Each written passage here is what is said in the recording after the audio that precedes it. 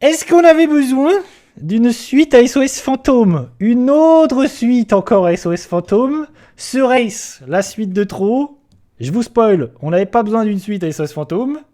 Je vous respoil, c'est en effet, encore une fois, une suite de trop, non d'une pipe. On est sur une vague. Vraiment, il y a un truc de ce qu'on appelle les legacy sequels, c'est-à-dire des séries de films, des suites à des licences des années 80, 90, vraiment. Il y a eu Star Wars, en veux-tu en voilà, Terminator, en veux-tu en voilà, Jurassic Park, Indiana Jones, tout ce que vous voulez. Des suites dont on n'avait pas forcément besoin, des suites qui sont décevantes, des suites qui sont souvent nul à chier. Terminator, je t'ai vu, je t'ai dans mon viseur. Genre, sans parler des licences horrifiques. Des films d'horreur, vraiment des Scream, des Halloween, des L'Exorciste, tatati ces dernières années, c'est un enfer. Et toutes ces suites sont plus ou moins nul à chier. Et on est sur ce que j'appelle des films doudou. C'est-à-dire des films qui veulent faire plaisir aux fans, aux vieux de la vieille. C'est-à-dire Star Wars, c'était... Star Wars 7, par exemple, c'est complètement ça. C'est un film qui veut faire plaisir aux fans, qui essaie de mettre du nouveau, mais qui veut faire plaisir aux fans, donc qui ramène des anciens acteurs, qui ramène tous les jouets, les petits joujoux, les petits vaisseaux, les petites musiques, nanani, nana. Et c'est des films qui, en fait, ont beaucoup de mal à sortir de ce carcan-là, Vraiment, c'est des films qui ont un héritage trop lourd à porter, et qui, du coup, n'arrivent pas à s'en échapper. Star Wars 9, par exemple, il n'a pas réussi, alors que Star Wars 8 avait lorgné, avait tenté, en disant, finalement, peut-être que Rey, c'est pas la fille de Skywalker, machin, en disant c'est la fille de personne, et finalement Star Wars 9, qu'est-ce qui se passe? On revient, l'héritage, nanani, et du coup c'est une catastrophe. Là, c'est la même chose je trouve sur ce nouveau SOS Fantôme, La Menace de Glace, qui se nomme je crois en VO Frozen Empire. C'est exactement la même chose, je trouve que l'héritage, il est trop lourd à porter, et que en fait l'héritage ça devient un poids, et que le film du coup, c'est un gros bordel, parce qu'il y a beaucoup trop de personnages.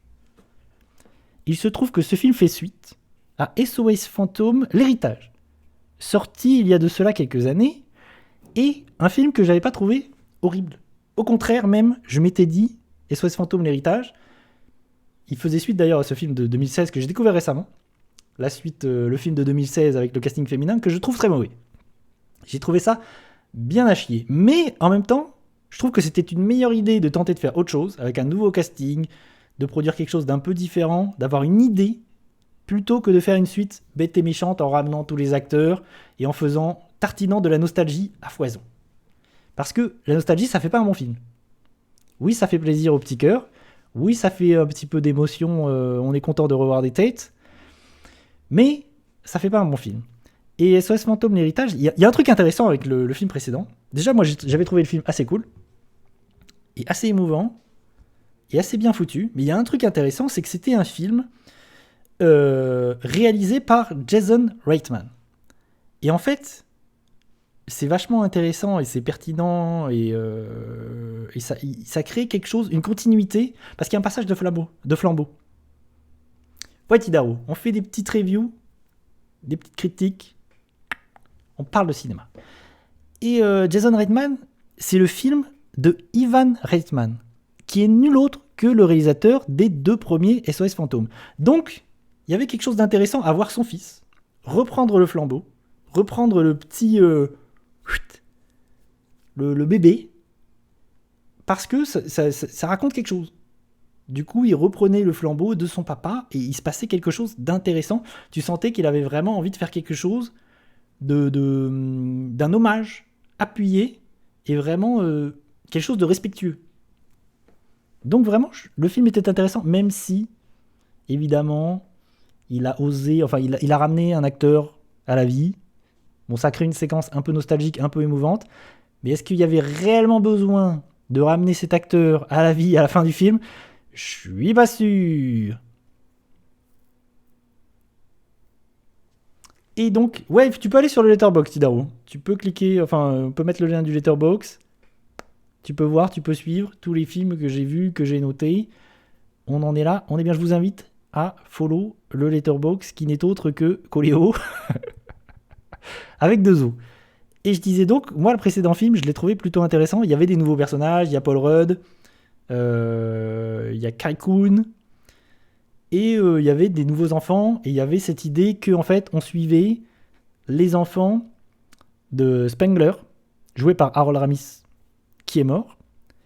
Et donc, on suit les petits-enfants de Harold Ramis, de Spengler, qui veulent reprendre le flambeau. Et c'était pas inintéressant, surtout que le SOS Fantôme l'héritage, en fait, il délocalisait toute cette franchise. Et on sortait de New York, du coup. On était sur quelque chose de plus, de moins urbain. Et on était plus à la campagne. Et c'était intéressant. Il y avait un renouveau. Il y avait quelque chose qui se jouait. Les personnages étaient plutôt intéressants. Moi, je trouve la petite fille plutôt intéressante, qui en fait est une sorte de petit génie scientifique et qui veut reprendre un peu qui elle aussi est fascinée et passionnée par les fantômes. Il y avait quelque chose d'un peu sympathique. Bon, le film n'était pas extraordinaire et je trouve qu'à la fin, on ramenait tous les vieux. À la fin, le film fonçait tête baissée dans la nostalgie en ramenant tous les acteurs, bon, qui étaient là très peu de temps.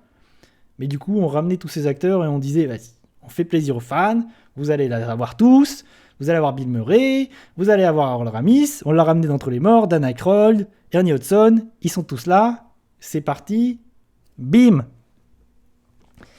Et en définitive, l'héritage, j'avais trouvé ça sympathique, mais il avait un petit peu trop forcé à la fin, un petit peu trop forcé sur la nostalgie, mais c'était une belle note d'intention. Ensuite, chose intéressante, c'est que ce nouveau film, La menace de glace, il est plus réalisé par Jason Reitman, donc il est réalisé par quelqu'un d'autre, qui n'est autre que Jill Kennan, et qui s'est toujours co-scénarisé d'ailleurs par Jason Reitman. Et Jill Kennan, il a réalisé un autre film que moi j'ai vu, film de 2008, qui s'appelle La Cité de l'ombre. Et c'est un film plutôt c'est un film complètement oublié, que j'ai l'impression que personne n'a vu. La Cité de l'ombre, c'est l'histoire de gens, c'est une sorte de futur post-apocalyptique, je crois, un truc comme ça. Et il y a toute l'humanité vit sous terre. En fait, il y a une sorte de cité souterraine, et tu vas suivre des personnages, je crois, des adolescents, une jeune fille qui veut découvrir qu'est-ce qui se passe à l'extérieur. Et j'ai un plutôt bon souvenir dessus, mais je crois que c'est un film complètement oublié que personne n'a vu. Bref, du coup, ce nouveau film est encore réalisé par un nouveau réalisateur, et je trouve qu'il se prend les pieds dans le plat, qui vraiment il met les pieds exactement là où il ne faut pas, c'est-à-dire je mets les pieds où je veux, et c'est souvent dans la gueule. Et en fait, je trouve que, déjà, je trouve qu'il fait tout ce qu'il fallait pas faire. C'est-à-dire qu'il revient à New York, c'est-à-dire qu'en fait, il fait tout pour faire plaisir aux vieux, aux nostalgiques et aux fans. Plutôt que de mettre en avant les nouveautés, En fait, c'est comme Star Wars. Plutôt que de prendre ces nouveaux personnages, raconter quelque chose de nouveau, et bien en fait, on a toujours tous ces vieux acteurs, on ramène tous ces vieux personnages, ce qui donne deux problèmes. Il y a trop de personnages, et deuxième, ils prennent trop de place. Donc il y a Bill Murray, il y a machin, il y a Ernie Hudson, Dan Aykroyd, enfin tous les vieux qui étaient les personnages principaux de SOS Fantôme 1 et 2, ils sont là, mais ils prennent trop de place. Du coup, il y a énormément de personnages dans ce nouveau film, parce qu'il y a tous les nouveaux personnages, tous les personnages des deux anciens films, et des nouveaux personnages en plus. Donc on voit sur l'affiche, il y a un nombre de personnages, c'est invraisemblable. Donc ça n'a aucun sens. Et en fait, je trouve que tous ces anciens acteurs, le film, il le porte comme un fardeau, quoi. Parce que vraiment, ça alourdit tout, et on n'en avait pas besoin, en fait. On n'en avait pas besoin. À un moment donné, je pense qu'il faut couper le cordon, et il faut que ces suites, elles partent sur autre chose, quoi. Elles proposent quelque chose de nouveau. Je pense que Star Wars aurait dû faire ça. Aurait dû se rattacher plus aux nouveaux personnages, raconter quelque chose de nouveau, plutôt que d'essayer de ramener tout à Palpatine, à Skywalker, nanani, nanana. Et là, c'est pareil pour Terminator. Il a fallu qu'on ramène tous les acteurs, il a fallu qu'on ramène Schwarzy, il a fallu qu'on revienne tout le temps sur les... Alors que raconter autre chose dans cet univers. Parce que là, vraiment, ça raconte rien de neuf. Il y a quelques idées, mais c'est dans un truc où... moi, je me suis ennuyé vraiment sur 2 heures, là. Et je me suis pas mal ennuyé. Il n'y a rien de nouveau. Il y a un méchant qui a très peu de backstory en plus, donc c'est pas ouf. Il y a une idée intéressante, moi je trouve, c'est au niveau de la petite fille, qui du coup se lie d'amitié avec un fantôme. Je pense que ça aurait dû être ça le cœur du film, et que ça aurait dû être... On aurait dû plus avoir... Le film aurait dû être centré plus là-dessus. Ça aurait dû être plus développé. Vraiment sur l'idée de on peut devenir ami avec des fantômes, nanani, nanana. Mais en définitive, on revient sur les rails. Voilà, on va chasser des fantômes, nanani, c'est pas très intéressant. Le méchant, il est pas très intéressant. On est dans les rues de New York. Again, c'est toujours la même chose. Ils reviennent tous avec leur fusil à proton, nanani. C'est un peu dommage, il y a même des acteurs, la secrétaire, elle est là. C'est quand même assez terrible. Il y a des trucs, on l'a vu dans la bande-annonce, là. Il y a Kumail Nanjiani, qui est un nouveau personnage, Again, qui est une sorte de... Il est juste là, c'est la caution un peu rigolote, un peu comique. Il est nul, ce personnage, il est nul, il sert à rien.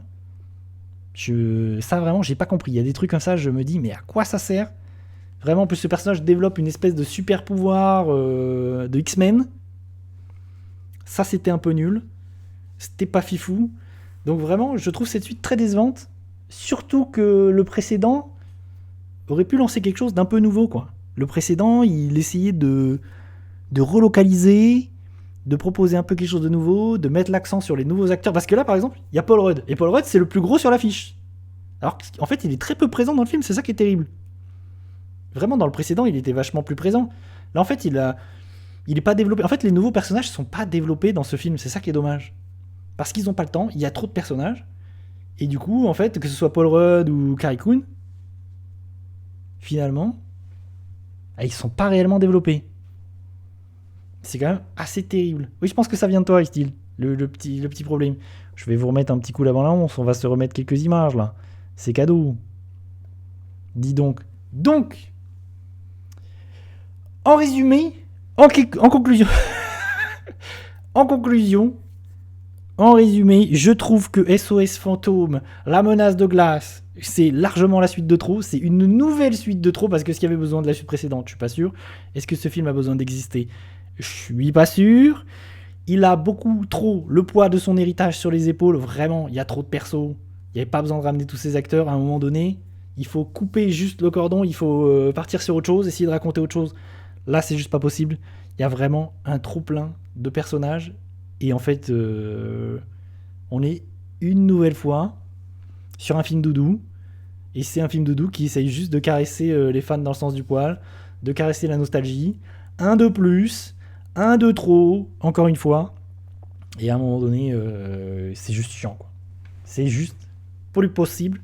Ces suites de Lego sequel, ça saoule. Voilà. En ce qui concerne SOS Fantôme, la menace fantôme Frozen Empire de Gilles Kenan.